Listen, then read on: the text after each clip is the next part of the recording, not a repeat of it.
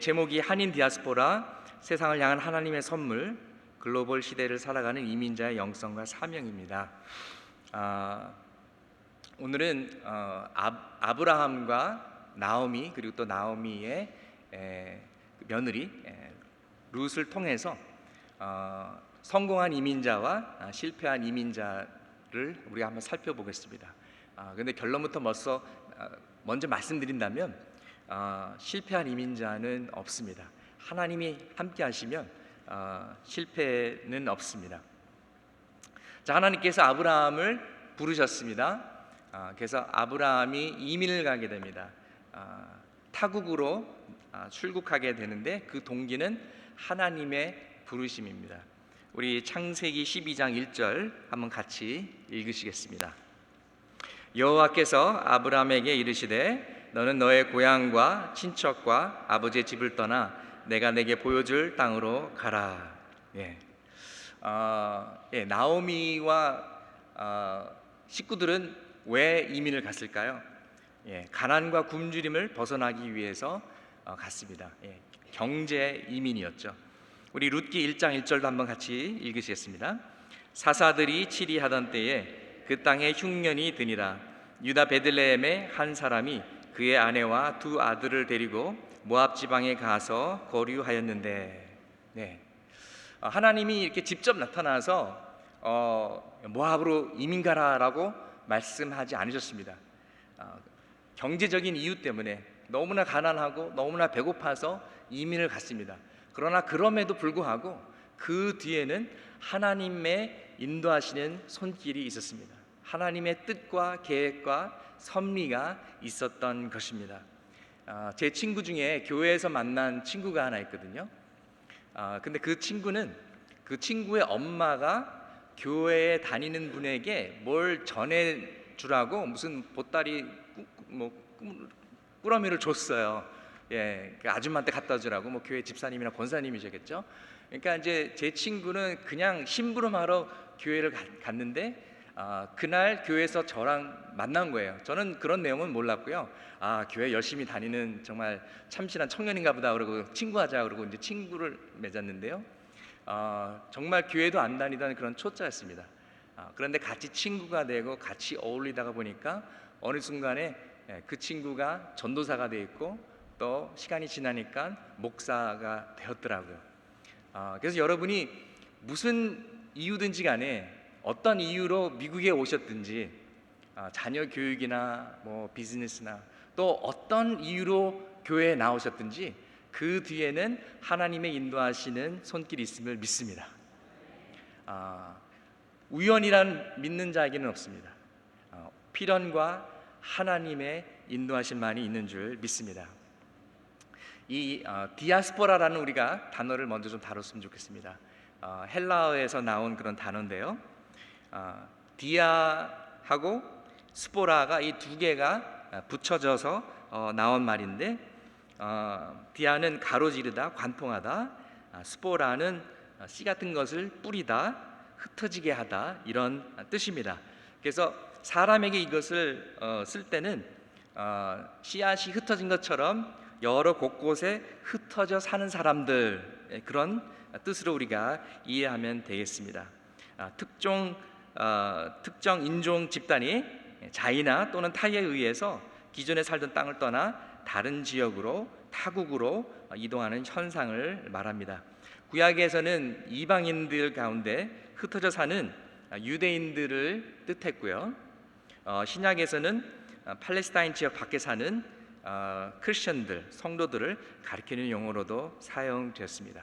그래서 이 컨셉을 우리 한민족에게 적용할 때 한인 디아스포라 역사는 한 150년 됩니다. 한 1860년 정도. 물론 그 전에 개인적으로 왔다 갔다 하는 사람들이 있었겠죠. 그러나 집단으로 이동하는 것은 근래에 와서 1860년 정도부터 시작했다고 보시면 되겠습니다.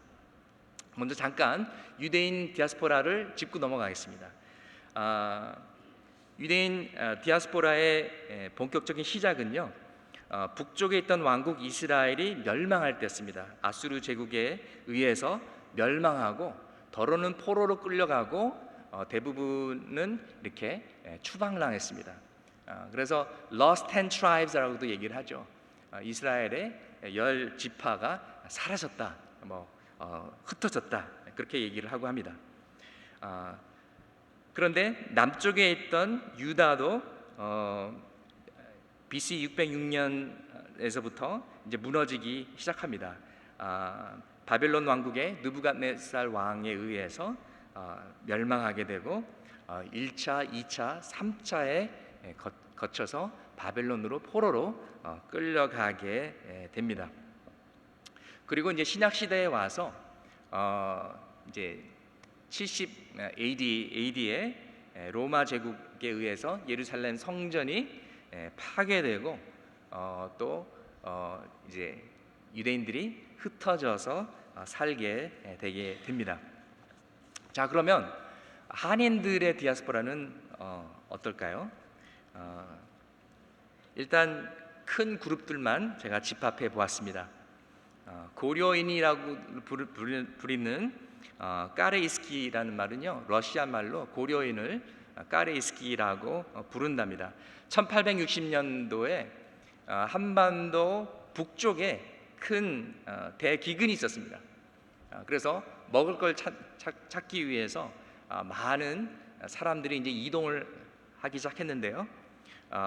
그때 주로 연해주라고 불리는 곳으로 갔습니다. 영어로 찾아보니까 프리모스키라는 그런 지역인데요. 거기에 있는 주 도시 중에 하나가 저기 그 러시아 제일 동쪽에 있는 블라디보스토크더라고요.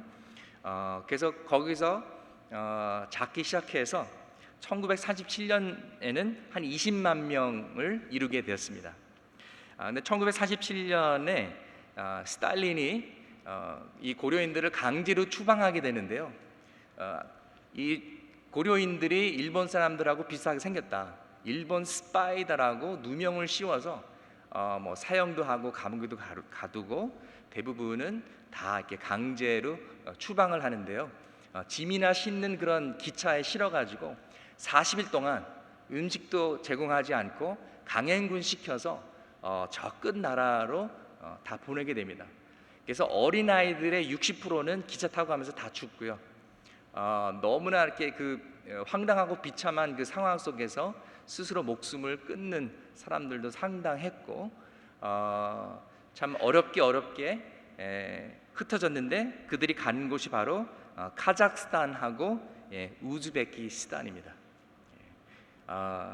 많이 몰랐던 그런 역사인데요.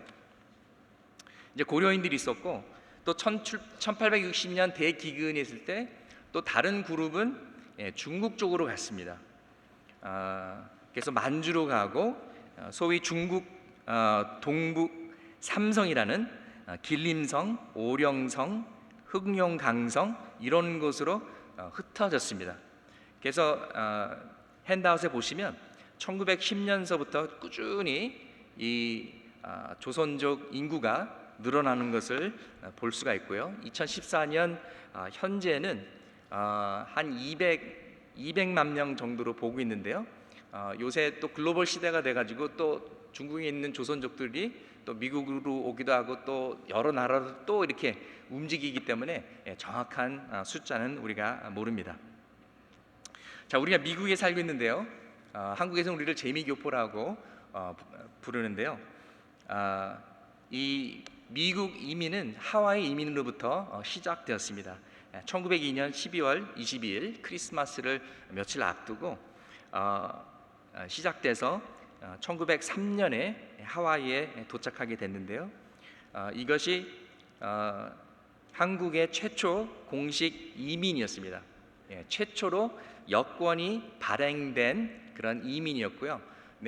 그 전에는 다 불법은 아니지만 그냥 자기들이 알아서 이민을 간 것이죠. 121명이 1903년 1월 13일에 하와이에 도착했고 사탕수수 농장 노동자가 되었습니다. 더 정확하게 말씀드리자면 121명이 한국을 떠났고요. 일본에 들려서 거기서 신체 검사를 해가지고 몇 명은 탈락이 돼가지고 102명이 하와이에 도착했습니다. 그 메이플라워를 타고 미국에 도착했던 그 숫자도 102명인데요. 참 섬뜩한 그런 숫자가 아니지 않을 수 없습니다. 그래서 1905년까지 이어졌다가 1905년부터 이제 일본의 방해로 이제 미국 이민이 끊기게 되었습니다. 더 이상 이민을 허락하지 않게 되었지요. 그 다음에 이제 에네켄이라는 그룹인데요. 에네켄은 이제 선인장 같이 이렇게 밧줄을 만드는 그런 식물인데요. 굉장히 질긴 그런 식물인데 이것을 농사를 짓기 위해서 이제 노동 계약을 하고 이민을 간 그런 케이스입니다. 1905년 4월 4일 출발했고요. 40일을 거쳐서 유카탄 반도에 도착했고 한 1,033명 정도가 처음에 갔습니다. 그런데 이제 너무나 이제 혹된 그런 노동을 하다가 4년 계약이 끝나고 덜어는 남기도 하고 덜어는 흩어지기로 했는데 결국 여기서부터 시작해서 쿠바로 가고 또 16개국의 남미 국가로 흩어지게 됐고요. 현재는 멕시코에 6세대에 거쳐서 3만 명의 후예가 남아 있다고 합니다. 뭐 제1교포에 대해서는 아마 여러분 잘 아시리라 생각하고요. 그 다음에 또 해방 후에 이제 처음 자유 이민을 갔을 때 제일 먼저 간 나라 중에 하나가 독일입니다. 그래서 먼저 광부들이 먼저 갔고요. 그 다음에 이제 간호원들이 가고 그러는데 그분들을 중심으로 그분들이 이제 유럽에 흩어져서 이분들이 또 유럽 한인 이민 사회를 이루게 되었습니다. 그 디아스포라 단어가 나오는 그 72역 성경이 히브리어에서 코네 헬라어로 이렇게 번역되면서 거기서 이제 이 디아스포라는 단어가 처음 나타나게 됩니다. 기원전 300년 정도 번역된 구약 성경인데요. 신명기 28장 25절 말씀 우리 한번 같이 읽어보시겠습니다. 여호와께서 내 적군 앞에서 너를 패하게 하시리니 내가 그들을 치러 한 길로 나가서 그들 앞에서 7길로 도망할 것이며 내가 또 땅의 모든 나라 중에 흩어지고 여기에 흩어지고라는 그 단어가 디아스포라라는 그런 단어입니다. 신명기 28장은 어떤 부분이냐 하면은요, 하나님께서 이스라엘 백성과 언약을 맺으십니다. 그래서 순종하면 축복받고 불순종하면은 저주를 받는다는 그런 내용인데요. 이제 처음에 이제 축복 내용이 쭉 나오고 있습니다. 1절에서 7절 그냥 제가 읽겠습니다. 내가 내 하나님 여호와의 말씀을 삼가 듣고 내가 오늘 내게 명령하는 그의 모든 명령을 지켜 행하면 내 하나님 여호와께서 너를 세계 모든 민족 위에 뛰어나게 하실 것이라. 내가 내 하나님 여호와의 말씀을 청종하면 이 모든 복이 내게 임하며 내게 이르리니 성읍에서도 복을 받고 들에서도 복을 받을 것이며 내 몸의 자녀와 내 토지의 소산과 내 짐승의 새끼와 소와 양의 새끼가 복을 받을 것이며 내 광주리와 떡 반죽 그릇이 복을 받을 것이며 내가 들어와도 복을 받고 나가도 복을 받을 것이니라. 여호와께서 너를 대적하기 위해 일어난 적군들을 내 앞에서 패하게 하시리라. 그들이 한 길로 너를 치러 들어왔으나 내 앞에서 7길로 도망하리라. 아멘. 이것이 이제 축복의 그런 내용입니다. 근데 하나님의 말씀을 불순종하고 언약을 깨트리면 저주가 임하는데 거의 축복의 다 반대라고 생각하시면은 거의 대부분 맞습니다. 그래서 원래는 네가 성읍에서도 축복을 받고 들에서도 축복을 받고, 근데 저주 그 파트를 보면은 네가 성읍에서도 저주를 받으며 들에서도 저주를 받을 것이요 내 광주리와 떡반죽 그릇이 저주를 받을 것이요. 이게 쭉 반대되는 그런 내용들이 나오고요. 맨 마지막 부분에 가서 여호와께서 내 적군 앞에서 너를 패하게 하시리니 내가 그들을 치러 한 길로 나가서 그들 앞에서 7길로 도망할 것이며 내가 또 땅의 모든 나라 중에 흩어지고 여기 단어가 디아스포라입니다. 그래서 여러분이 유대인으로서 디아스포라를 체험할 때 여러분이 아는 그 디아스포라 단어가 여기서 나오는데 여러분의 기분이 어떻겠습니까? 예. 우리가 하나님의 언약을 깨트려서 저주를 받고 있는 거구나, 심판을 받고 있는 거구나, 이렇게 생각하는 것이 어쩌면 당연한지도 모르겠습니다. 그래서 하나님께서 예레미야 선지자를 바벨론 포로로 잡혀간 유다 백성들을 이렇게 보내셔서 그들을 위로합니다. 물론 그들이 하나님의 언약을 깨트린 것이 맞습니다. 그러나 그들이 두려워하는, 하나님이 나를 떠나셨을까? 하나님이 우리를 버리셨나? 그럼 우리는 영영이 저주를 받고 이제 우리 민족은 이제 망한 것인가? 이 두려움에서 위로를 하고 비전을 주고, 아니다, 내가 너희들을 다시 회복시킬 것이다. 내가 너희들을 다시 이 언약의 땅으로 데리고 올 것이다 라고 그렇게 말씀하십니다.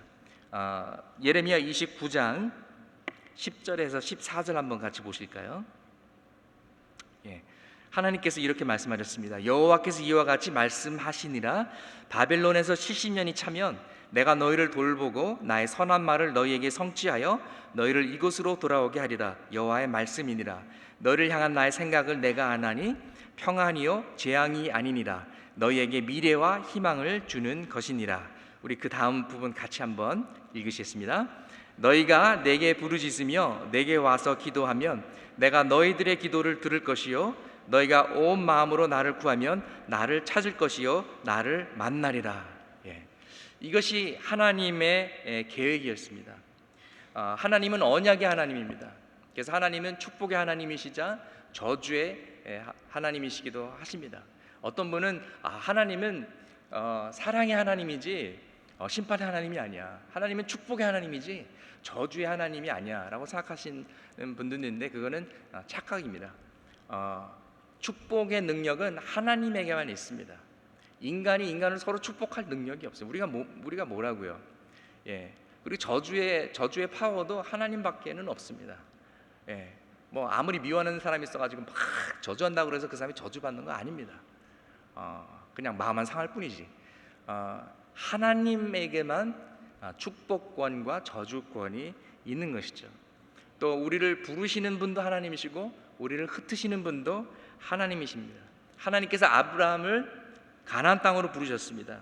그리고 요셉을 애굽 땅으로 부르셨습니다. 그리고 그 후손들을 애굽 땅에서 가나안 땅으로 보내셨습니다. 그리고 또 바벨론 포로로 흩으셨고 디아스포라로 흩으셨습니다. 다 하나님이 하시는데요, 거기에는 하나님의 섭리가 있고 계획이 있고 하나님의 뜻이 있으신 것입니다. 그래서 우리는 이걸 이제 구속사라고 그러는데 구원의 역사라고 하는데요, 하나님께서 하나님의 백성을 구원하시기 위해 다 이루시는 그런 일들이라는 것입니다. 그래서 바벨론 포로로 잡혀간 유다 백성들마저 그들의 예배, 진정한 예배를 상실했기 때문에 그들이 하나님의 언약을 깨트린 것뿐만 아니라 정말 그들의 정말 종교 행위도 바닥을 치고 정말 하나님의 임재를 느낄 수 없는 그런 예배, 형식적인 그런 예배를 드리기 때문에 하나님께서 더 이상 참으실 수가 없으셨습니다. 여러분 영혼 없는 대답 뭐 이런 표현 들어보셨죠? 뭐 영혼 없는 박수 뭐 이런 표현 들어보셨나요? 그러니까 막 이렇게 박수하는 것이 아니라 뭐 믿으시면 아멘 하시기 바랍니다. 아멘 뭐 이러고 영혼 없는 주기도문 이런 거겠죠. 하늘에 계신 우리 아버지 이름을 거룩하게 하시며 그냥 오토매틱 파일럿으로 그냥 하는 정말 영혼이 없는 예배, 정말 하나님이 떠난 그런 예배를 드리고 점점 형식에만 잡혀 있고 하나님으로 떠난 백성들을 하나님께서 더 이상 보고 계실 수가 없어서 그들을 디아스포라로 흩으시고 바벨론 포로라도 보내셔서 그들로 하여금 회개하게 하시고 예배가 회복되게 하셔서 다시 예루살렘으로 그들을 돌려보내는 하나님의 역사를 우리가 볼 수가 있습니다. 그래서 그들이 돌아와서 한 400여 년이 지난 후에 예수 그리스도께서 이 땅에 오신 것이죠. 하나님의 뜻은 심판을 통한 멸망이 아니라 심판을 통한 회개요, 회복이요, 부흥입니다. 그러므로 하나님의 자녀들을 향한 채찍은 사랑인 것이죠. 하나님의 사랑에는 양면이 있습니다. 하나님은 우리를 너무나 사랑하셔서 우리 모습 그대로 사랑하십니다. 우리 모습 그대로 받아주십니다. 또 동시에 하나님은 우리를 너무나 사랑하셔서 우리가 그 모습 그대로 그냥 남아있게 내버려 두지 않습니다. 우리가 회개하고 변화되기를 원하시는 것이죠. 그래서 우리가 주일 예배 때 요한계시록 강의를 김한일 목사님의 정말 은혜스러운 말씀을 듣고 있는데요. 에베소 교회를 향한 책망과 라오디아게 교회를 향한 책망을 통해서 하나님께서 우리를 너무나 사랑하시기 때문에 우리가 변질되거나 게을르거나 본질을 상실하거나 사랑에 식거나 이런 걸 원치 않으시는구나, 그걸 우리가 느낄 수가 있습니다. 우리 에베소 교회를 향한 책망 한번 같이 읽어보실까요? 그러나 너를 책망할 것이 있나니 너희 처음 사랑을 버렸느니라. 그러므로 어디서 떨어졌는지를 생각하고 회개하여 처음 행위를 가지라. 만일 그리하지 아니하고 회개하지 아니하면 내가 내게 가서 내 촛대를 그 자리에서 옮기리라. 네. 처음 사랑은 하나님이 첫순이 되는 그런 헌신과 열정과 사랑을 말합니다. 이제 하나님이 넘버원이 아닙니다. 뭐 하나님이 넘버2, 아예 하나님을 부인한 건 아니겠죠. 그렇지만 하나님이 뭐 넘버2, 넘버3 첫순위가 아닙니다. 우선순위가 아닙니다. 최고의 가치관이 아닙니다. 그래서 하나님께서 뭐라고 하신다면 첫사랑은 생명과도 같은 거기 때문에 교회에 첫사랑이 없다면 내 촛대를 그 자리에서 옮기리라. 촛대는 교회 자체를 상징합니다. 아예 교회를 문 닫겠다라고 말씀하신 것입니다. 여러분, 첫사랑이 없는 교회는 생명이 없는 교회나 마찬가지입니다. 여러분 항상 첫사랑을 간직하시기 바랍니다. 또 라오디게아 교회를 향해서 이렇게 책망하셨는데 한번 같이 읽어보시겠습니다. 네가 이같이 미지근하여 뜨겁지도 아니하고 차지도 아니하니 내 입에서 너를 토하여 버리리라. 이것도 아니고 저것도 아니고 하나님께서 너무나 답답해서 토하기 직전이라고 경고하시는 것입니다. 하나님께서 우리를 너무나 사랑하셔서 우리가 하나님이 원하는, 하나님이 뜻하는 그런 모습이 아닐 때 하나님께서는 우리를 향해서 야단치시고 매를 드신다는 그런 말씀입니다. 여러분, 하나님도 꿈이 있습니다. 하나님도 비전이 있으신데요, 그것은 우리를 향한 꿈이고 우리를 향한 비전인데 하나님은 거룩한 신부의 그런 교회의 모습을 원하십니다. 그리고 요한복음에서 말씀하신 것처럼 지금도 신령과 진정으로 하나님을 예배하는 그런 자들을 두루두루 찾고 계십니다. 그리고 찾았을 때 하나님께서 너무나 기뻐하십니다. 그리고 하나님께서 교회를 향한 그런 꿈이 있다면요, 사랑이 넘치는 교회입니다. 요한복음 13장 35절 말씀 한번 같이 읽어보시겠습니다. 너희가 서로 사랑하면 이로써 모든 사람이 너희가 내 제자인 줄 알리라. 사랑 때문에 세상이 우리가 예수 그리스도에 속한다는 것을 알게 된다라는 그런 말씀입니다. 또 빛과 소금이 되는 그런 교회입니다. 선행을 행하는 교회인데요, 마태복음 5장 16절 같이 한번 읽어보시겠습니다.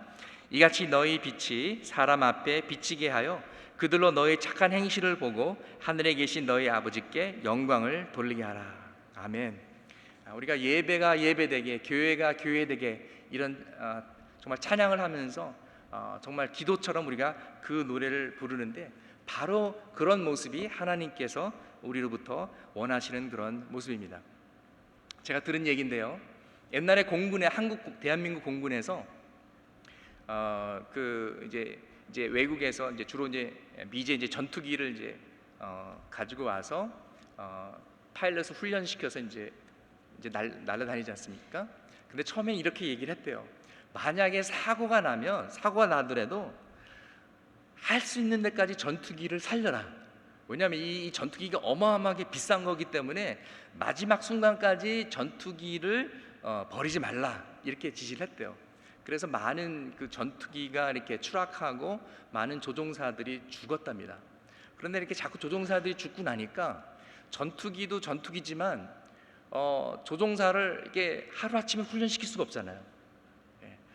제대로 된 파일럿 한 사람을 훈련시키는데 뭐 10년, 뭐 12년 이렇게 걸린다라는 것이죠.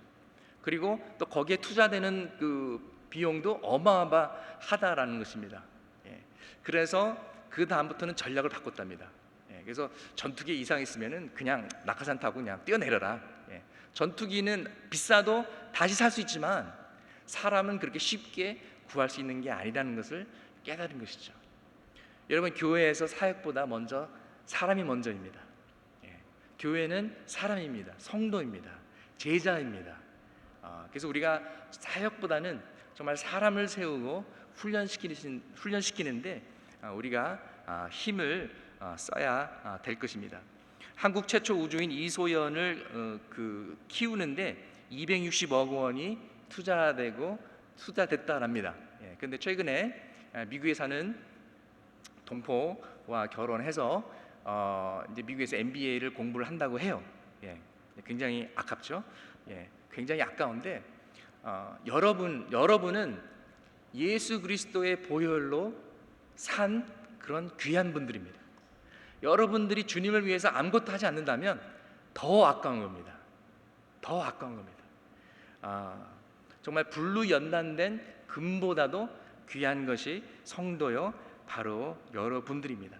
그렇기 때문에 하나님께서는 바벨론 포로 생활 같은 이런 엄청 고통스러운 그런 과정을 통해서라도 하나님께서 자신의 백성들을 정결케 하시고 회개케 하시고 예배가 회복되고 첫사랑이 회복되게 하셔서 다시 원위치 제자리에 갖다 놓게 하신 것입니다. 그래서 수룹바벨, 에스라, 느헤미야 통해서 계속해서 예배 공동체가 회복되는 그런 모습을 볼 수가 있습니다. 이 하나님의 이 마음은 이 옛날이나 지금이나 변함이 없습니다. 지금도 우리에게 고난을 허락하시는 것은 그렇게 해서라도 우리가 귀한 하나님의 백성, 하나님 앞에 바로 서는 것을 너무나도 원하시기 때문인 것입니다. 그래서 그 바벨론 포로로 잡혀간 그 이스라엘 백성들이 쇼크를 먹고 울고 있을 때 그들을 위로하고 너희들은 그 땅에서 밭을 갈고 거기서 먹고 살고 결혼하고 자녀를 낳고 숫자가 줄지 말고 왕성해야 된다라고 격려하십니다. 왜냐하면 70년 후에 소수지만은 다시 그 예루살렘으로 돌아가는 그런 역사를 계획하셨기 때문입니다. 자, 왜 하나님께서 디아스포라를 사용하실까요? 왜 디아스포라를 허용하셨을까요? 제 나름대로 정리를 해봤습니다. 첫 번째는 하나님의 선을 이루기 위하심인데 하나님이 구원을 이루시기 위함이었습니다.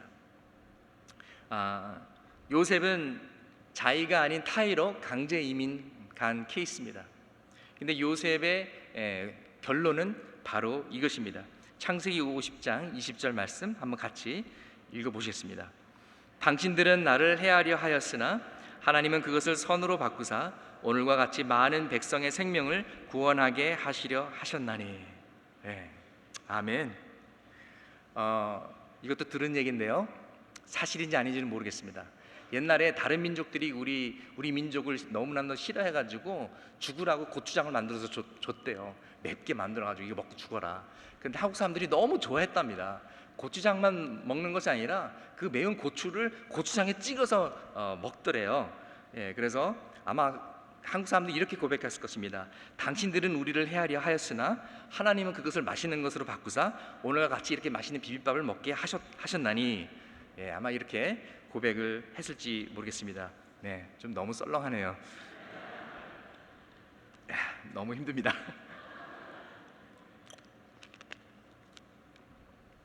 네. 근데 하나님의 스페셜티는 저주를 복으로 변화시키는 것입니다. 헤아려 하는 것을 선으로 바꾸는 스페셜리스트가 바로 하나님이십니다. 바로 십자가가 그것이 아니겠습니까? 십자가는 죽음의 도구인데 하나님의 손에서 생명의 도구, 구원의 길이 되었습니다. 할렐루야. 예. 그래서 어떻게 보면은 디아스포라의 영성은 십자가의 영성이라고도 볼 수가 있겠습니다. 반전의 하나님을 우리가 섬기고 있기 때문에 그렇습니다. 그 다음 페이지에 우리 디모데전서 2장 3절에서 4절 한번 같이 읽어보시겠습니다. 이것이 우리 구주 하나님 앞에 선하고 받으실 만한 것이니 하나님의 모든 사람이 구원을 받으며 진리를 아는 데에 이르기를 원하시느니라. 네, 하나님이 너무나 원하십니다. 그리고 이것이 하나님께서 아브라함을 불렀을 때 하나님의 그런 목적이셨습니다. 아브라함에게 주신 약속, 우리가 잘 아는 약속인데요, 한번 같이 읽어보시겠습니다. 내가 너로 큰 민족을 이루고 내게 복을 주어 내 이름을 창대하게 하리니 너는 복이 될지라. 땅의 모든 족속이 너로 말미암아 복을 얻을 것이라. 예. 이것이 예수 그리스도를 통해서 이루어졌고요. 정말 예수를 믿는 크리스천인 우리들이야말로 복의 근원이 되고 복의 통로가 되고 정말 하나님께서 사용하시는 그런 복음의 사역자가 아닌가 생각합니다.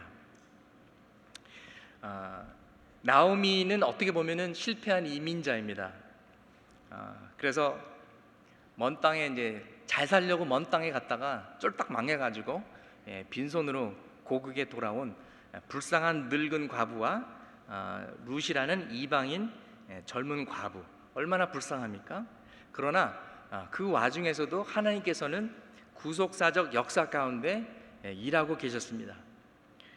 베들레헴에 돌아온 룻은 하나님의 섭리로 더 이상 가난하지도 않고 연약한 과부도 아닌 그 지역의 존경받는 지도자이고 부유한 지주인 보아스의 사랑스러운 아내가 되었고, 나오미는 룻과 보아스를 통해 태어난 손주를 팔에 안아들은 행복한 할머니로 변화되었습니다. 더 놀라운 것은 바로 그 손자가 다윗의 할아버지가 된 것이고요, 온 가족이 예수 그리스도의 계보에 들어가게 된다라는 것입니다.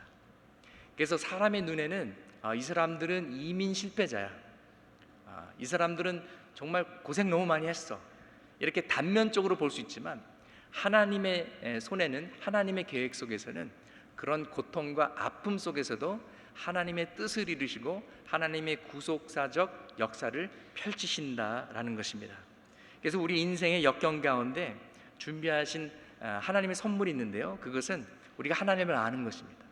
그리고 하나님의 또 그래서 이제 우리가 구원을 받고 또 하나님의 구원을 선포하는, 전달하는 그런 도구요, 통로요, 복음의 사역자로 세움을 받는 것입니다. 그렇기 때문에 우리가 이 목적을 알면 우리에게 고난이 임해도, 어려움이 임해도 이것이 연단이구나, 하나님께서 나를 더 귀하게 쓰시려고 이 아픔도 허락하시는구나, 그렇게 생각하면은 우리가 위로를 받을 수 있고 소망을 가질 수가 있습니다. 두 번째는요, 하나님의 성화를 이루기 위해서입니다. 그래서 우리가 로마서 8장 28절은 정말 열심히 외우는데요, 29절을 그냥 우리 마음대로, 그냥 28절을 우리 마음대로 해석할 때가 있습니다. 그냥 우리가 원하는 선, 우리가 편한 대로 합력해서 잘 이루어지리라, 이렇게 생각할 수가 있는데요, 사실은 하나님이 원하시는 선은 우리가 예수 그리스도를 닮아가는 바로 그 모습입니다. 우리 한번 같이 읽어보시겠습니다. 시작. 우리가 알거니와 하나님을 사랑하는 자 곧 그의 뜻대로 부르심을 입은 자들에게는 모든 것이 합력하여 선을 이루느니라. 하나님이 미리 아신 자들을 또한 그 아들의 형상을 본받게 하기 위하여 미리 정하셨으니 이는 그로 많은 형제 중에서 맏아들이 되게 하려 하심이니라. 아멘. 그래서 하나님은 그의 백성들이 디아스포라의 경험을 통해서 겸손해지고 회개하고 회복되고 부흥하기를 원하십니다. 그리고 거룩한 삶을 살기를 원하십니다. 역사의 주권자이신 하나님은 디아스포라라는 특별한 방법으로 하나님을 섬기도록 우리를 준비시키십니다. 제가 살다 보니까요, 하나님께서 크게 쓰시는 성화의 도구들이, 채널들이 몇 가지가 있는 것 같아요. 첫 번째는 결혼인 것 같습니다. 혼자 자유롭게 살다가 결혼을 하면은 이제 아이가 아니라 위잖아요. 배려하는 것도 배워야 되고 섬기는 것도 배워야 되고 그리고 결혼하기 전까지는 제가 참 괜찮은 사람이라고 생각을 했는데요. 결혼하고 보니까 참 나는 참 죄인이구나, 그런 거를 느꼈습니다. 저만 그런 것처럼 쳐다보시네요, 여러분. 물론 저만 죄인이겠습니까? 저랑 같이 사는 사람도 어마어마한 죄인이겠죠. 거기까지만. 생명의 위협을 느끼기 때문에. 그 다음에 성화되는 채널은 부모가 되는 것입니다. 부모가 되면은요, 참 인내심도 많아야 되고요, 좀 분노 죽이는 것도 훈련해야 되고요. 참 아이들이 잘 때 얼마나 천사처럼 얼마나 귀엽고 얼마나 예쁩니까? 근데 잠만 깨면 참 이상한 말도 하고 이상한 짓도 하고 참 이해가 안 가죠. 또 성화되는 그런 또 채널이라고 말하면 이민 경험이 그런 것 같습니다. 이민이 쉽지가 않거든요. 많이 고생을 하거든요. 근데 이런 것들이 다 성화될 수 있는 기회입니다. 성화를 내면 안 되고요, 성화되셔야 됩니다. 그래서 다 광야 학교를 졸업해야만 우리가 하나님이 기뻐하시는 그런 사람들이 될 수가 있습니다. 세 번째는 믿음의 성장과 온전한 신뢰를 위하여서입니다. 신학자 로버트 브라운은 창의적 이탈이라는 이야기를 했는데요. 죄송합니다. 그 타이포인데요. 의탈이 아니라 이탈입니다. 인간은 본능적으로 안정된 것을 좋아합니다. 따라서 하나님은 그의 백성들이 안정된 자리를 떠나 그를 더욱 깊고 온전히 의지하는 법을 배우길 원하십니다. 그것을 통해서만이 하나님이 그분의 사람들을 통해 일하실 수 있기 때문입니다. 성경을 보면은요, 성경에 포인트가 있는데 하나님께서 계속해서 나만 의지하라고 우리에게 말씀하십니다. 홍해 바다를 가르셨습니다. 여리고 성을 무너뜨리셨습니다. 기드온의 300명의 용사만 뽑아가지고 적을 무찌르셨습니다. 여기 포인트가 뭡니까? 사람의 힘도 아니고 사람의 능력도 아니고 오직 여호와의 신으로, 하나님의 능력으로 된다라는 것입니다. 여러분, 복음의 진리가 무엇입니까? 주일학교에서 어린아이들이 부르는 찬송가에도 포함되어 있지 않습니까? 우리들은 약하나 예수 권세 많도다. 우리들은 약하나 주 예수는 강하다는 것이죠. 구원은 우리의 힘으로, 우리의 공로로 이룰 수 있는 것이 아니라 오직 예수 그리스도의 공로로, 오직 하나님의 은혜로 우리가 구원받는다라는 것입니다. 그래서 하나님께서는 의도적으로 때로는 우리를 광야로 인도하셔서 광야 학교를 다니게 하시고 하나님을 의지하는 법을 가르쳐 주십니다. 왜 광야 40년이냐고요? 신명기 8장 3절은 이렇게 설명하고 있는데 우리 한번 같이 읽으시겠습니다.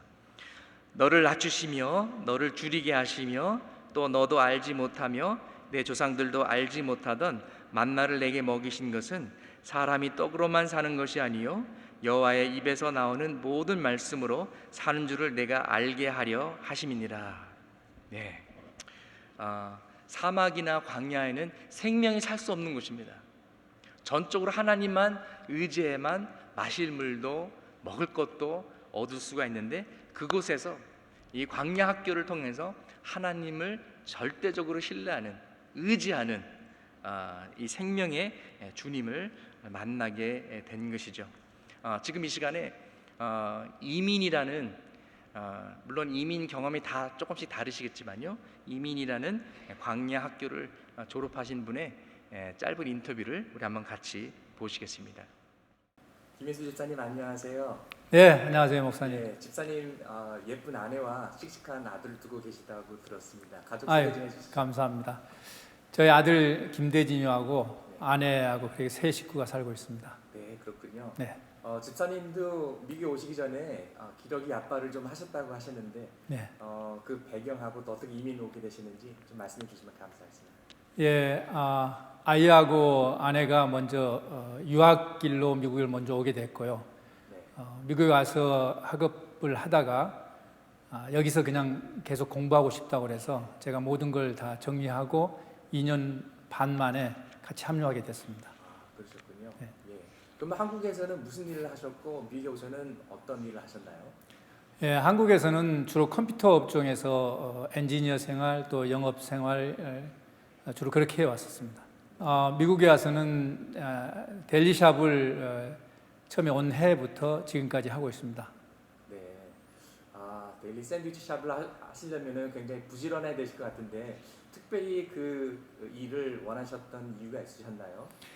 예, 이제 막상 이민 와서 오게 된 배경 자체가 아이를 위해서 왔고, 그래서 잡을 찾을 때 두 가지를 가지고 조건을 달고 찾게 됐습니다. 첫째는 주일 성수를 할 수 있는 곳을 찾았고요. 매주 주일날 쉴 수 있는 그런 업종, 그리고는 아이를 케어할 수 있는 그런 업종을 찾다 보니까 유일하게 데일리샵만이 가능했었습니다. 그렇군요. 그 비즈니스를 하시면은 그 영주권도 신청하실 수 있으셨겠네요. 아니요, E2 비자로 왔기 때문에 E2 비자는 영주권을 할 수가 없었습니다. 그러나 어떤 스폰서의 도움으로 제가 영주권을 신청하게 됐는데 영주권이 디나이 되는 과정에서 많은 어려움이 있었습니다. 한국에 다시 추방 명령까지도 받았었고 저와 아이와 다 모든 가족이 90일 이내에 추방하라는 명령까지 받았었는데 가장 힘든 거는 처음에 E2 비자로 왔기 때문에 제가 한국에 나갈 수 없었다는 것이 가장 어려웠었는데 미국에 들어온 지 2년 지나서 아버님이 갑자기 돌아가셨습니다.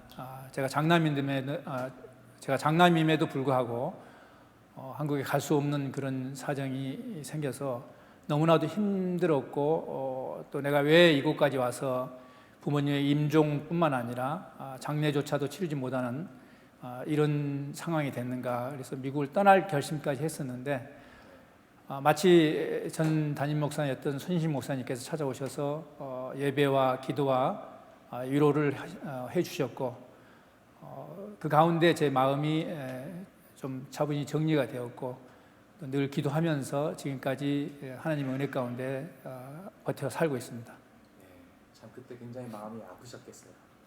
너무나도 힘들었고 모든 걸 다 포기하고 싶을 정도로 참 힘들었었습니다. 제가 만약에 믿음이 없었고 신앙인이 아니었다면은 아마 견뎌내지 못하고 막다른 길까지 가지 않았을까. 제가 40여 년 동안 신앙생활을 하지 않았기 때문에 그 삶을 뒤돌아봤을 때 충분히 그러고도 남았을 건데 매일 와서 예배하고 기도하고 말씀 속에서 제 자신이 스스로 위안을 찾고 늘 기도 가운데서 이 어려운 난관을 극복해 왔던 것 같습니다. 영주권 받으신 일에 특별한 일을 하신 게 있는데 거기에 대해서 좀 말씀해 주시죠. 예, 제가 영주권 받기 전에 많은 사람들이 그 선교 가는 모습을 보면서 나도 가고 싶다. 나도 저런 선교하고 싶다는 그 말을 수없이 해왔었는데 저에게는 나갈 수 없다는 밖에 외국에 나갈 수 없는 그 핑계가 있었습니다. 근데 하나님께서 어느 날 저에게 영주권을 허락하셨고 그래서 제일 먼저 하나님께 이 영광을 드리고 싶었습니다. 마치 당시에 제가 제자훈련을 하고 있었는데 제자훈련의 그 기도 가운데 하나님 앞에 제가 선교를 떠나겠습니다는 서원 기도를 하게 됩니다. 그래서 탄자니아에 선교를 떠나게 됐습니다. 그래서 작년에 처음 갔다 왔고요. 제 일생에 처음으로 선교라는 것을 떠나게 됐고 거기서 너무 받은 은혜가 커서 올해는 제가 팀장으로서 탄자니아에 다녀왔습니다 이미. 아, 그러셨군요. 네. 그럼 탄자니아 말 스와힐리로 몇 마디 좀 해주시면 감사하겠습니다. 하바리가니, 여러분 안녕하세요. 또 뭉구 아쿠바리키, 하나님은 당신을 축복합니다. 예수 아나쿠 뺀다, 예수님은 당신을 사랑합니다. 네. 아주 그냥 유창하게 원주민처럼 잘하시네요. 감사합니다. 혹시 내년에도 탄자니아 가실 계획이신가요? 이미 분위기는 탄자니아를 또 가야만 되는 그런 분위기가 되고 있고요. 또 제 개인적으로도 탄자니아는 한두 번 가서 끝날 수 있는 부분이 아니다. 그곳의 영혼들이 늘 내 가슴에 또 내 머릿속에 늘 남아 있고 그곳을 향해서 하나님이 허락하시는 때까지 그곳을 향해 가겠습니다. 네. 귀한 마음 너무 감사합니다. 그 한국에서 정기적으로 교회 출석하는 그 퍼센테이지가 20%에서 25%라고 합니다. 그런데 놀랍게도 미국에 있는 한국 이민자들의 정기적 교회 출석이 70%에서 75%입니다. 할렐루야. 왜 증가되었을까요?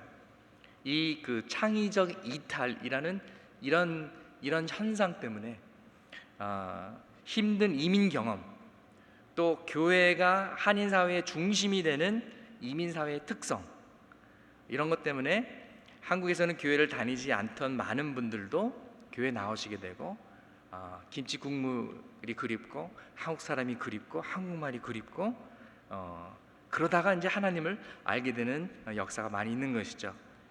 그래서 많은 이민자들은 낯선 곳에서 자신들이 연약한 존재와 같다는 심리적 불안을 가지게 되고요. 그래서 그들은 자신을 의지하는 것보다 하나님을 더 의지하는 법을 배우게 됩니다.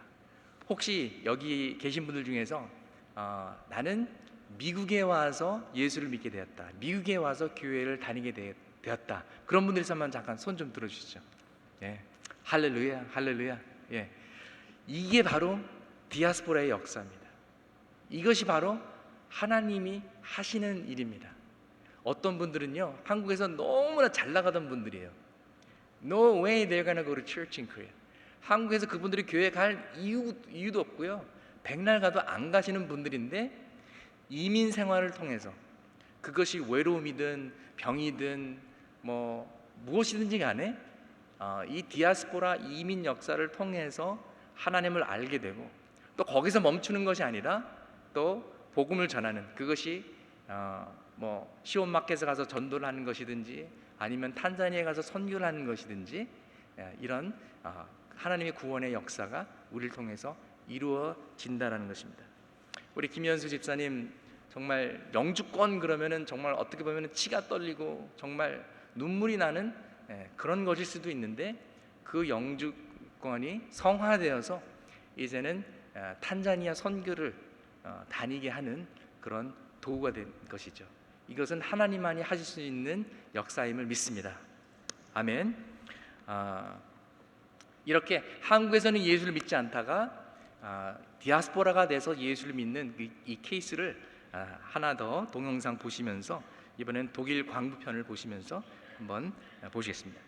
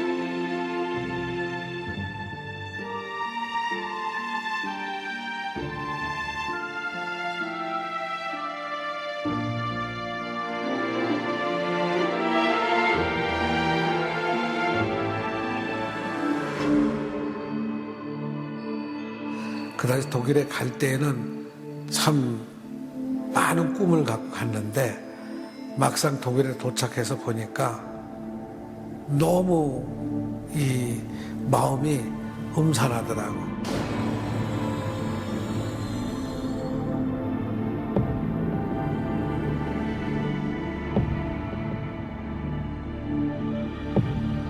땀이 흘러가지고 장화에 괴. 그러면 벗어서 물 쏟고 땀 또 심고 그러고 이랬어요. 그렇게 일하니까 안 울고 배기는 사람이 있겠냐고 한번 상식적으로 생각해.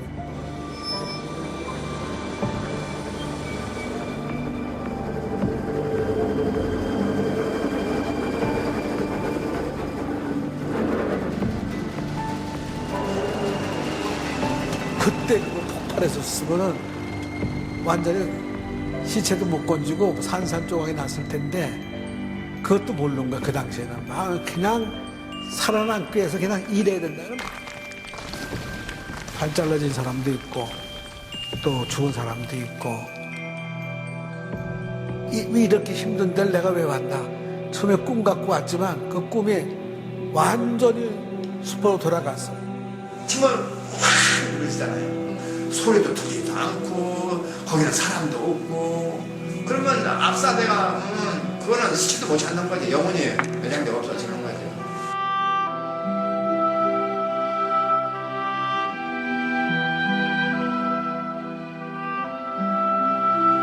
간단한 그 광야에서 벼락 맞잖아요. 그리고 숨을 데가 없잖아요. 하나님 나 찾아주시오 이러잖아요. 하나님 찾잖아요.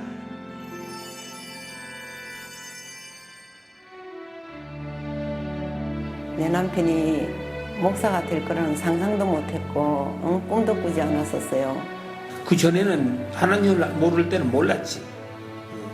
그냥 내 힘으로 되는 줄 알고 또 어떤 게 이루어지면 이거 내가 이루었다. 하나님의 사랑이 너무나도 감사. 예수님을 만나고 나서 이제 나의 정체를 이제 다시 한번 깨닫게 되지.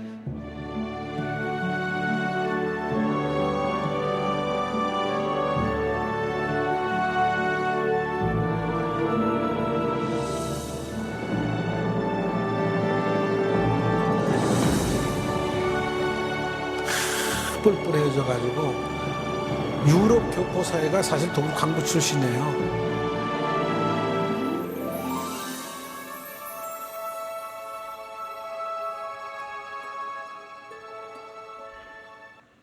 예수를 몰랐던 사람이 목사까지도 되는 이것이 하나님께서 한인 디아스포라를 통해서 역사하시는 그런 일들이십니다. 아브라함과 나오미, 룻의 영성을 보겠습니다. 배울 점들이 굉장히 많은데요. 첫 번째, 이제 아브라함을 통해서 예배의 우선순위, 예배의 삶을 살았다는 것을 우리가 볼 수가 있습니다. 아브라함은 가는 곳마다 제단을 쌓았고 여호와 하나님께 예배를 드렸습니다. 그런데 아브라함의 조카 롯은 한 번도 제단을 쌓고 여호와께 예배드렸다는 그런 기록이 없습니다. 이 두 삶을 살펴봤을 때 엄청난 차이가 있는 것을 우리는 잘 알고 있습니다. 우리 맨 밑에 있는 한번 같이 읽어보실까요? 건강한 습관을 지키면 건강한 습관이 나의 건강을 지켜준다. 그 밑에 거룩한 습관을 지키면 거룩한 습관이 내 신앙을 지켜준다. 그렇습니다. 우리가 건강을 습관을 가지고 있으면 그 습관이 내 건강을 지켜줍니다. 내가 양치질을 열심히 하면 아무리 피곤하고 귀찮아도 양치질을 열심히 하면은 치과에 덜 가게 됩니다. 여기 치과 의사분들도 계신데 죄송합니다. 우리가 운동을 열심히 하면 그것이 나의 건강을 지켜주고요. 우리가 건강식을 열심히 먹으면 그것이 나의 건강을 지켜주는 것이죠. 단 거, 짠 거, 매운 거, 튀긴 거 제가 다 좋아하는 것들인데요. 그런 거 먹으면 안 되고요. 흰 것들, 설탕, 밀가루, 우유, 흰쌀밥 오늘도 다 먹은 것 같은데 이런 거 먹으면 안 됩니다. 그리고 거룩한 습관을 가지면은요, 그것이 습관적으로 한다고 하더라도 결국 중요한 때 그것이 나를 지켜줍니다. 어떤 한 학생은요 대학교를 갔는데요, 구원에 확신이 없었고 교회 가기 싫었는데 주일날 교회를 갔대요. 왜 갔을까요? 뭔가 허전해서 습관적으로 교회를 간 거예요. 그러다가 예수님을 만나게 된 것이죠. 이렇게 거룩한 습관은 우리에게 굉장히 필요한 것입니다. 그러면 룻이 이 이방인 모압 여인이 어떻게 하나님에 대해서 알게 되었을까요? 아마도 이 나오미의 가족들이 가정 예배를 드린 것 같습니다. 토라를 읽었던 것 같습니다. 하나님에 대해서 대화를 했을 것입니다. 그렇기 때문에 잘은 몰라도 하나님에 대해서 알고 있었고, 나오미가 이제 집으로 가라, 고향으로 가라고 했을 때 이제 막 알게 된 하나님 너무 좋은데 나는 하나님과 헤어지기도 싫고 어머님하고도 헤어지기 싫습니다. 이런 고백을 했던 것이죠. 그래서 우리는 예배 드리는 준비도 우리가 잘 해야 됩니다. 토요일날 저녁에 일찍 자는 것도 예배의 한 부분입니다. 아멘이 없네요. 그리고 예배 드리는 자세도 예배입니다. 근데 제 자신부터 예배 드리는 자세가 쉽게 흐트러지는 것을 볼 수 있습니다. 특별히 요새는 예배 드리는데 허리에서 진동이 일어나면은 그 카톡을 보고 싶은 그 유혹이 얼마나 강한지 몰라요. 문자 무슨 행정 목사님이 무슨 지시를 내리셨나? 보고 싶어요. 이런 유혹들이 굉장히 많습니다. 그러나 우리가 이런 그 훈련들, 한국 교회에서 참 아름다운 습관 중에 하나가 이렇게 교회에 들어오면 먼저 앉아서 기도하는 거 너무 좋은 것 같아요. 그리고 누구 집에 갔을 때 앉아서 먼저 기도하는 거예요. 하나님 이 집을 축복하시고 하나님의 평강이 이 집에 임하게 하여 주시옵소서. 어떨 때는 이제 어느 가정 신방을 가거든요. 신방에 가면은 이제 저하고 이제 우리 신방 권사님하고 제일 먼저 앉아서 먼저 기도하잖아요. 근데 이제 그 새 가정이나 이렇게 초신자들 잘 모르고 막 기도하는데 막 말 거는 분이 있어요. 목사님, 괜찮으세요? 막 이러신 분들도 있는데 참 아름다운 습관인 것 같습니다. 이런 것들을 우리 자녀들에게도 가르쳐 주면은 어떨까 그렇게 생각을 하고요. 그 선교지에 가면은 가끔 먼 거리를 걸어서 예배당에 오는 사람들이 있는데 한 번은 5시간을 걸어서 오전 10시 예배에 나온 그 원주민을 만났어요. 5시간을 걸어서 10시 예배에 온 거예요. 예배도 중요하지만 저는 그 사람은 벌써 예배를 드렸다고 봐요. In a way. 그런 예배하는 자세로 왔을 때 왜 예배 시간에 은혜를 받지 않겠습니까? 여러분, 아브라함은 가는 곳마다 제단을 쌓았습니다. 그러나 그의 조카 롯은 한 번도 그런 기록이 없습니다. 여러분, 디아스포라의 삶을 살면서 여러분이 한국에 살든지 미국에 살든지 캘리포니아에 살든지 타주에 살든지 어디에 사시든지 예배에 목숨을 거는 여러분들 되시기 바랍니다. 하나님을 최우선으로 생각하시고 예배를 최우선으로 생각하시는 여러분들 되시길 바랍니다. 두 번째는요, 절대 믿음과 절대 순종의 영성, 흔들리지 않는 결단을 가지고 있었습니다. 특별히 룻을 통해서 우리가 그것을 볼 수가 있죠. 죽으면 죽으리라 하는 에스더와 같은 그런 똑같은 영성을 우리가 볼 수가 있습니다. 그러니까 룻이 너무 강하게 나오니까 이 나오미가 와, 강적이다, 그리고 포기합니다. 여러분, 엘리야 선지자가 불렀을 때 그 나무 멍에를 이제 땔감 삼아 가지고 소를 잡아 가지고 설렁탕을 만든 이유가 있습니다. 왜냐하면 선지자의 길, 좁은 길을 가다 보면은 뒤돌아서고 싶을 때가 있거든요. 목회고 뭐 사역이고 다 때려치고 싶을 때가 있거든요. 그렇죠, 여러분? 쌀먹자 하다가 좀 안식하고 싶을 때가 있거든요.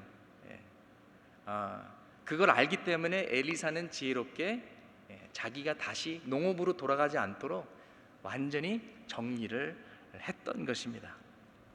그래서 이 결단이 우리에게 필요하고요.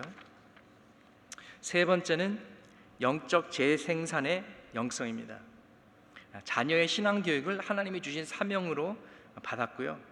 하나님께서 아브라함에게 대해서 이렇게 말씀하셨습니다. 창세기 18장 18절 말씀인데, 내가 그로 그 자식과 권속에게 명하여 여호와의 도를 지켜 의와 공도를 행하게 하려고 그를 택하였나니 이는 나 여호와가 아브라함에게 대하여 말한 일을 이루려 함이니라. 그러니까 아브라함 한 세대로 끝나는 것이 아니다. 자자손손 대대로 하나님의 장기 계획, 롱텀 플래닝을 가지고 아브라함을 선택하셨다라는 것입니다. 여러분, 남자가 여자하고 이렇게 데이트하잖아요. 그러면 남자는 쇼텀으로 생각합니다. 오늘 저녁 식사 뭐 먹을까? 이 정도죠. 여자는 롱텀으로 생각합니다. 내가 이 남자랑 결혼할 수 있을까? 내가 도저히 이런 남자를 핸들할 수 있을까? 자기밖에 모르는 셀피시한 이 남자하고 내가 살아야 될까? 이런 생각을 하거든요. 하나님은 롱텀으로 생각하십니다. 그래서 우리 1세대만 아니라 1.5세, 2세, 3세까지도 축복하실 그런 계획을 가지고 계신 줄 믿습니다. 네, 잃어버린 지상명령 쉐마 보시고요. 다음번에 다루도록 하겠습니다. 4번, 하나님의 마음을 이해하고 닮아가는 영성. 아브라함도 그렇고 룻도 그렇고 하나님을 닮은 그런 마음들이 있었습니다. 다윗이 하나님의 마음과 합한 사람이라 그랬는데요. 아브라함이 하나님 앞에서 소돔과 고모라를 위해서 중보 기도하는 그런 모습을 우리가 잘 알고 있습니다. 그래서 의인 50명을 흥정해가지고 45명, 40명, 30명, 20명, 10명까지 깎았는데요. 소돔과 고모라가 너무나 악해서 구할 수는 없었습니다. 그리고 하나님께서 그 소돔과 고모라를 멸망하시겠다는 그 비밀을 아브라함에게 비밀로 하지 않고 알려주셨습니다. 그래서 우리가 하나님의 마음을 가지고 하나님과 친밀하게 동행할 때 하나님께서 우리에게 비밀을 알려주신 줄 믿습니다. 친밀하게 우리와 동행하시는 줄 믿습니다. 나오미를 향한 룻의 모습은요, 거진 예수 그리스도의 모습을 보는 것 같아요. 어떤 룻의 고백이 메시아적 고백인 것을 볼 수가 있습니다. 한번 들어보십시오. 저더러 어머니를 떠나라고 하거나 어머니 뒤를 따르지 말라고 하지 마십시오. 저는 어머니가 가시는 곳에 따라가고 어머니가 사시는 곳에서 살겠습니다.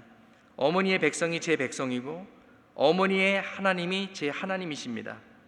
어머니가 돌아가시는 곳에서 저도 죽어 거기에 묻히겠습니다. 만약 제가 이 맹세를 지키지 않는다면 여호와께서 제게 무서운 벌을 내리셔도 좋습니다. 오직 죽음만이 우리를 갈라놓을 수 있을 것입니다. 얼마나 대단합니까? 마치 예수님께서 내가 결코 너희를 버리지 아니하고 너희를 떠나지 아니하리라. 볼지어다 내가 세상 끝날까지 너희와 항상 함께 있으리라. 이런 음성을 듣는 것 같습니다. 5번째는요, 보이는 것에 주목하지 않고 보이지 않는 것을 추구하는 영성을 가졌습니다. 우리가 믿는 것은 보이는 것이 아니라 보이지 않는 것입니다. 보이는 것은 잠깐이지만 보이지 않는 것은 영원함이라고 고린도후서에서 말씀하고 있습니다. 여러분, 우리에게 목적이 있고 사명이 있으면 견딜 수가 있습니다. 우리가 단기 선교에 나가도 힘들어도 우리 일주일만 참으면 돼. 2주일만 참으면 돼. 그럼 참을 수가 있습니다. 소망이 있습니다. 그래서 사랑하는 사람이 죽어도 우리 천국에서 다시 만날 거야. 소망이 있습니다. 부활이 있기, 예수 그리스도의 부활이 있기 때문에 우리에게 소망이 있는 것입니다. 우리가 고난을 받아도 이민자로 살아도 하나님의 구원의 계획과 하나님의 목적이 있는다는 것을 우리가 깨달으면 우리가 견딜 수 있고 소망을 가질 수가 있는 것입니다. 결국 우리들은 다 외국인이고 이방인이고 나그네고 이민자입니다. 그러나 동시에 우리는 하나님의 백성인 것이죠. 우리의 인생의 성공과 실패, 승리와 패배는 끝까지 가봐야 합니다. 아브라함은 이민자로서 성공했고 나오미는 이민자로서 실패했다고요? 아닙니다. 둘 다 성공했습니다. 아브라함은 성공했지만 외로웠고요. 돈이 많은 부자였지만은 천막에서 살았고요. 더 좋은 나라를 그리워하면서 이 땅에서 나그네처럼 살았습니다.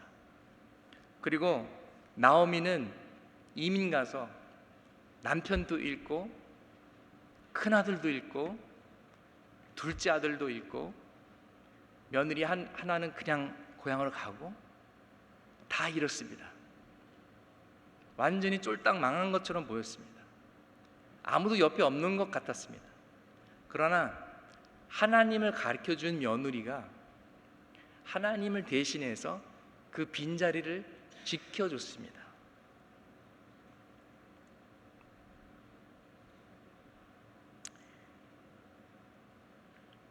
만약 스토리가 거기서 끝났다면 너무나도 슬픈 스토리겠죠. 그러나 스토리는 거기서 끝나지 않습니다. 나오미 같은 경우도 남편도 잃었고 두 아들을 다 잃었습니다. 그렇지만 아들 7보다 더 나은 며느리를 얻었고 그 며느리를 통해서 아들과 같은 사위를 얻었고 또 그 사위와 며느리를 통해서 손자를 얻었습니다. 손자가 오베드였고요. 오베드가 제시를 낳았고요. 제시가 다윗을 낳았습니다. 그래서 나오미는 다 잃어버린 것 같았습니다. 그러나 다 잃어버리지 않았습니다. 아들 같은 며느리를 얻었고 아들 같은 사위를 얻었고 아들 같은 손자를 얻었고 그 손자가 다윗의 할아버지가 돼서 다윗이라는 아들을 얻었고 다윗이 하나님의 아들 예수 그리스도를 낳는 그런 계보에 들어가는 그런 역사가 일어난 것입니다.